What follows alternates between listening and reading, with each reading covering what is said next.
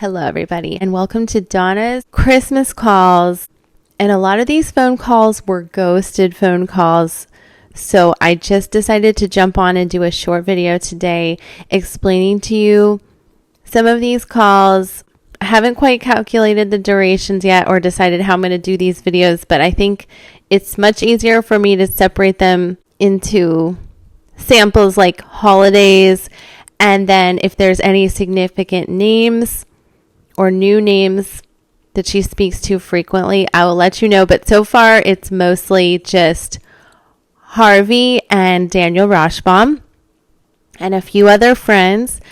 But let me just start by her first phone call on the 25th of December, which is Christmas.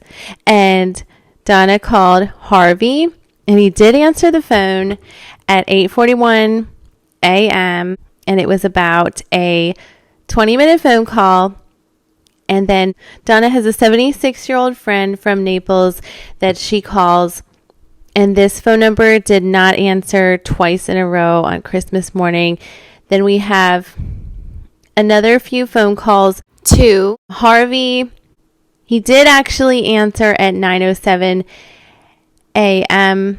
Christmas morning for about a 40-minute phone call. Then we have another phone call at 12:37 p.m. Wow, for about a very, very long phone call, about an hour and a half phone call.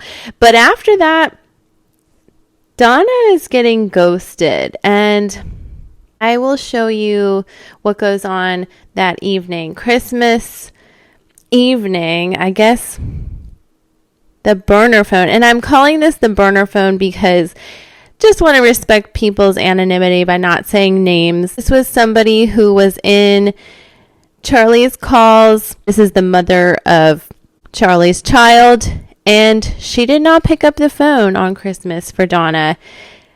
And then Donna, after that, calls Daniel Rashbaum at 6:40 p.m. for a 7-second phone call. So he probably said, Donna, I'm busy with Christmas dinner. Even people who don't celebrate Christmas probably want to spend the holiday with their family. So the interesting thing is, all right, this phone call to Daniel Rashbaum was on the protected line, the confidential line. And then later she calls Daniel Rashbaum sometimes on an unprotected line, which I found very interesting. Then she calls Harvey. Harvey is really the only person kind of not ghosting Donna. So they're having some conversations on Christmas. 6:42, Harvey answers the phone and they talk, almost over an hour.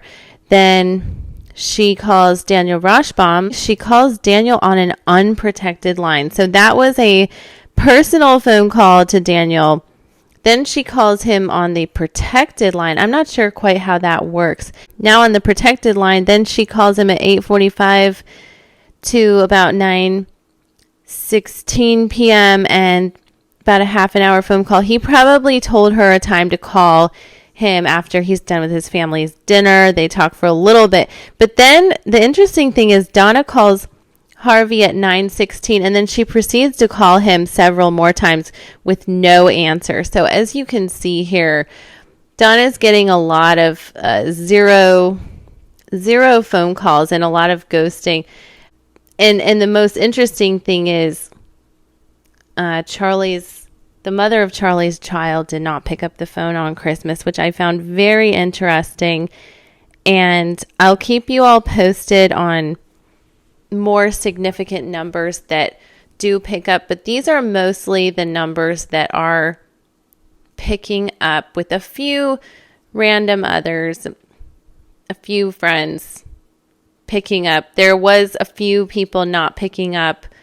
A 53-year-old portfolio manager from Plantation had ghosted her, and a few of you have asked a few other people who had ghosted her. I think that's one of the main people, a portfolio manager, and some of her friends ghost her a lot. They pick up for like 10 minutes and then they just kind of have had enough. So it'll be interesting to see who continues to pick up the phone.